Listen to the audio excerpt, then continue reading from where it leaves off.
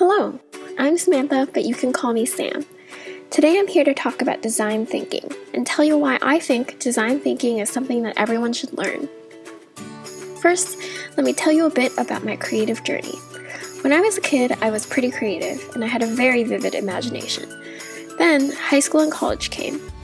I started spending more time in school and other goal-directed things and less time on open-ended thinking. Without me realizing it, my creative muscles slowly got out of shape. Then came this class, where for the first time in a long time, I was asked to think in a completely open-ended way. Not only was this super fun and refreshing, we also learned concrete ways to apply that creativity through the design thinking process. I'm going to tell you about what I've learned and my 5 reasons why I think design thinking is awesome. Reason number 1. Like I said before, you get to build your creative muscles. As part of learning design thinking, we first had to practice creativity. For example, this is Palmer Square, located right next to our campus. What if I asked you, what are some assumptions that we make about Palmer Square? What would happen if we broke those assumptions? We did this exact activity in one of our classes. At first, we came up with things like, what if the stores were outdoors instead of indoors? What if the square was more kid-friendly? These are interesting questions, but they're still pretty tame. Within a week, we were asking much different questions, such as, what if there was no gravity? What if we never needed umbrellas on a rainy day? These were much more interesting, fantastical, and fun. So, what caused the change? We learned that we had a lot of assumptions about what Palmer Square is like. Some of these, like gravity, were so fundamental that we never even considered breaking them. These served as mental blocks that prevented us from being fully creative. Thankfully, there are strategies to overcome mental blocks. These include making sketches, not judging any of your own or others' ideas, thinking far into the past or far into the future. Utilizing these strategies is hard work, but we quickly learned that creativity is not spontaneous. Instead, it's a different kind of thinking that needs to be cultivated and practiced. But what do you do with that creativity? That brings me to my second reason. Design thinking provides concrete steps for using creativity to tackle really large problems with no obvious solution, what's called a wicked problem. Wicked problems are everywhere. For example, we were tasked with one that was relevant to our university. How might we foster greater inclusion among a diverse student population?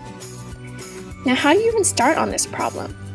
There are a lot of different kinds of diversity on our campus, and correspondingly loads of ways to help students feel more included in the community. Thankfully, design thinking gave us these steps: empathy, defining the problem, ideation, prototyping, and testing. Now that I've given you an overview of design thinking, this brings me to the third reason why I enjoy the process. Reason number 3. It's a compassionate innovation process. Every step of the way is focused on the users. Let's take a look at each step more closely. First, empathy. Empathy means understanding the needs of the people we are innovating for, in our case, Princeton students. This meant lots of open-ended interviews. This anthropological approach revealed stories and experiences that we could not have anticipated. In this way, we really got to know the people that we were innovating for. Next, defining the problem meant pruning all of the stories that we had gathered to a few key user needs. There were lots of different ways to help narrow down the data.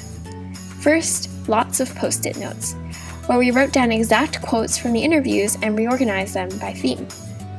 Next, generating a persona, a character who embodied the typical traits and needs of the population whose concerns we wanted to address. We generated empathy maps, where we fleshed out our personas by identifying what he or she would say, think, feel, do, need, and strive for. Finally, we asked, how might we help our persona achieve their need? All of this helped us develop a fuller understanding of our users. I'll give you an example from our project.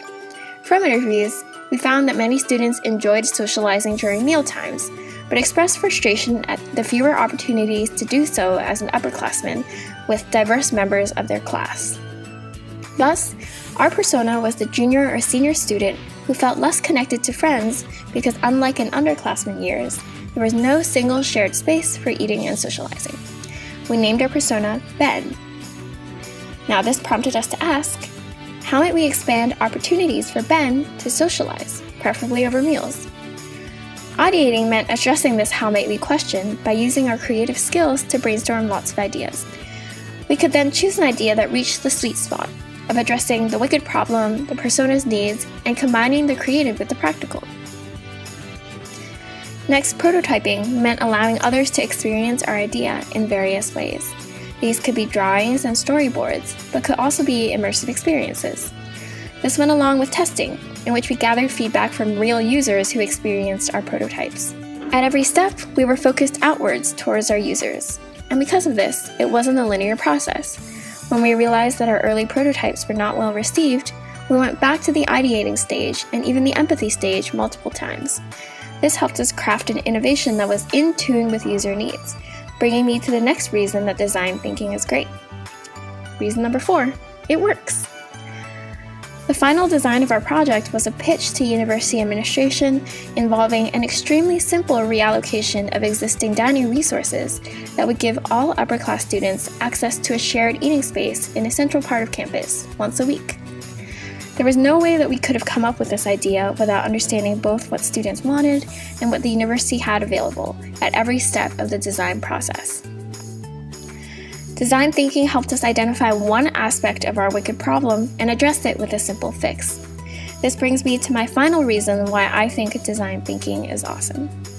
Reason number 5. I think design thinking is applicable to basically any setting.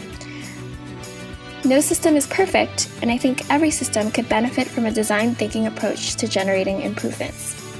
For example, I'll be going to medical school next year. I would love to apply design thinking to projects that help improve the patient experience. Hospitals can be really stressful places not only for patients, but also for the doctors, nurses, and other professionals who work there. There are lots of areas of possible change. Just off the top of my head, how might we reduce wait times? How might we help patients for whom English is not their first language? There are definitely many more needs that I'm not aware of that could be identified through talking to the people involved. My guess is there are design changes that could potentially make a really big difference. Basically, design thinking is pretty awesome. It's changed the way that I think about problems. It gives me a concrete strategy for harnessing creative energy in order to do something good and useful. It's had a big positive impact on me, and I think it's something that would be really impactful for you too.